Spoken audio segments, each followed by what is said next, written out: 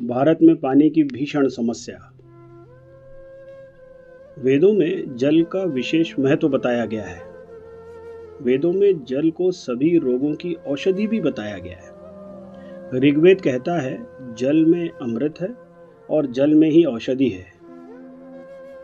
जल को दिव्य माना गया है। उसे शांति, खुशी, धन, लंबी आयु और अच्छा स्वास्थ्य लाने वाला माना जाता है।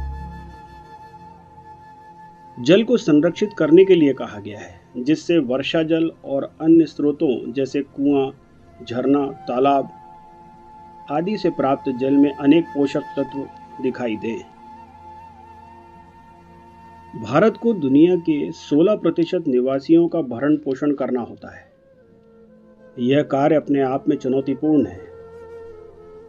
यह चुनौती और भी बढ़ जाती है जब आपको पता चले कि यह जनसंख्या संयुक्त राज्य अमेरिका के 1/3 भूभाग जितनी धरती पर बसी हुई है। अब समझें कि भारत के पास दुनिया के ताजे पानी का केवल 4% है। अब आपको यह संकट भीषण दिखाई देगा। भारत शायद इस मुश्किल में फंसा हुआ अकेला देश नहीं है, लेकिन यहाँ की स्थिति अन्य देशों से अत्यंत गंभीर है।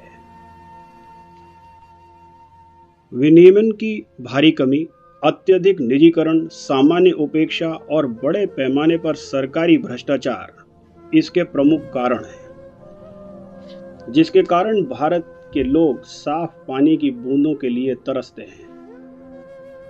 स्थिति इतनी बिगड़ गई है कि देश की अंदरूनी इलाकों में नदियों तक पहुंचने के लिए संघर्ष करना होता है। नदियों का पानी इतना गंदा है कि इनका पानी पीना तो दूर, आचमन के लायक भी नहीं बचा है। अधिकतर नदियों ने अब पूरे साल बहना भी बंद कर दिया है। लगभग सभी नदियां मौसमी नदियों में बदलने लगी हैं। उनके प्राकृतिक संसाधनों जैसे रेत, खनिज और दूसरे लवणों का दोहन चरम पर है। भारत की आधी से ज़्यादा नदियां अत्यधिक प्रदूषित हैं और अन्य नदियां आधुनिक मानकों के हिसाब से असुरक्षित स्तर पर हैं। यमुना, गंगा, गोदावरी, नर्मदा और साबरमती का पानी सबसे गंदा है। इसमें खतरनाक और जैविक दोनों तरह के प्रदूषणों का घातक मिश्रण हुआ है। आम औद्योगिक प्रदूषण और कचरे के अलावा भारत की नदियों का देश के ज़्यादातर हिस्सों में खुला दुरुपयोग होता है। लोग खुलेआम इन नदियों में साबुन और शैम्पू लगाकर नहाते हैं और अपना मल त्याग भी कर देते हैं। इन माफियाओं और इन लोगों को सरकार क्यों नहीं पकड़ पाती, यह समझना भी मुश्किल है। किनारे बसे लोग कहते हैं कि माफिया सक्रिय है। माफिया पर लगाम लगाना सरकार का काम है, और सरकार यह काम क्यों नहीं कर पाती, इसका जवाब किसी के पास नहीं है। जल से संबंधित कुछ विवाद वैश्विक स्तर पर पहुंच गए हैं। पश्चिम और उत्तर में सिंधु नदी, सतलुज नदी को लेकर पाकिस्तान के साथ और पूर्व में ब्रह्मपुत्र नदी को लेकर चीन के साथ संघर्ष चल रहा है। यह संघर्ष कब समाप्त होंगे ये तो नहीं कहा जा सकता, परंतु नदियों में जल समाप्त हो रहा है यह निश्चित है, क्योंकि उनके स्रोत जो ग्लेशियर हैं वे पिघल रहे हैं। वहां अब अधिक बर्फ नहीं बची है। सतही जल ही एकमात्र ऐसा स्रोत नहीं है जो टूटने के बिंदु पर पहुंच गया है। भूजल भी उतनी ही गंभीर स्थिति में है। आधुनिक समय में चिंता सतह से हटकर भूजल पर आ गई है, और यही भारत का मीठा पानी सबसे अधिक दबाव में है। पिछले 50 वर्षों में नीतियों ने भूजल विकास में पूरी तरह से खुली छूट दी थी, और जैसे जैसे संकट बढ़ता गया, इसे निरंतर उपेक्षा, कुप्रबंधन और समग्र उदासीनता का सामना करना पड़ा है। अनुमान है कि भारत में भूजल का उपयोग वैश्विक उपयोग का लगभग 1/4 है। यह उपयोग चीन और संयुक्त राज्य अमेरिका के संयुक्त उपयोग से भी अधिक है।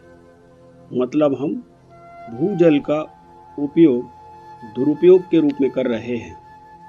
किसानों को भूजल पंपिंग की मदद से बिजली सब्सिडी प्रदान किए जाने के कारण देश के कुछ हिस्सों में लगातार जल स्तर गिरता जा रहा है।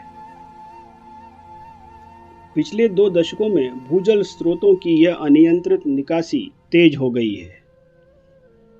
आक्रामक पंपिंग के साथ विशेष रूप से ग्रामीण क्षेत्रों में जहां कृषि 600 मिलियन से अधिक भारतीयों की आजीविका प्रदान करती है, मां प्रकृति वर्षा में अक्सर एक अच्छे वर्ष और एक विनाशकारी वर्ष का अंतर करती है। उचित सिंचाई या जल प्रबंधन तकनीकों के बिना मानसून की बारिश पर निर्भर रहना आपदा ही कही जाएगी। कुप्रबंधन और भ्रष्टाचार अक्सर सबसे बड़ी सुर्खियां बनते हैं, जिसे सरकार का कोई भी विभाग अपने सर पर नहीं लेना चाहता। जनप्रतिनिधि कभी इस विषय पर बात नहीं करते। उनमें से किसी को नहीं पता कि उनके क्षेत्र का मुख्य जल स्रोत किस स्थिति में है, वहां का भूजल स्तर क्या है और उसको सुधारने के लिए क्या कार्य किया जा रहा है। न इस संबंध में वे कभी कोई विधानसभा प्रश्न करते हैं और न ही इन आंकड़ों की जानकारी में संबंधित विभागों से कोई बात करते हैं।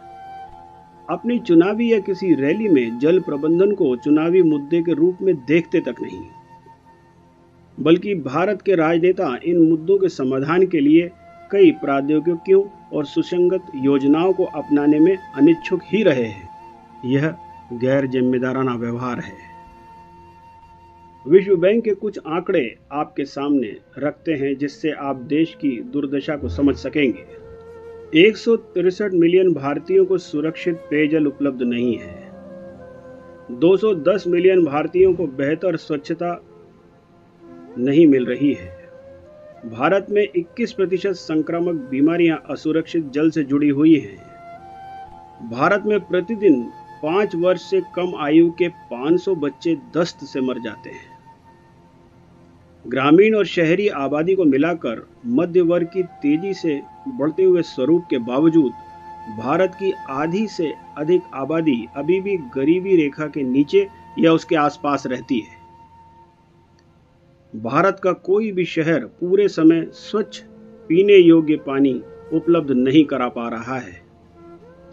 यदि यह संकट निरंतर जारी रहा तो जल की कमी देश के औद्योगिक स्वास्थ्य पर नकारात्मक प्रभाव डालेगी। भारत के अधिकांश भाग को आधुनिक स्वच्छता नीतियों की भी आवश्यकता होगी, जो जल स्रोतों का संरक्षण और बुद्धिमानी से उपयोग करे।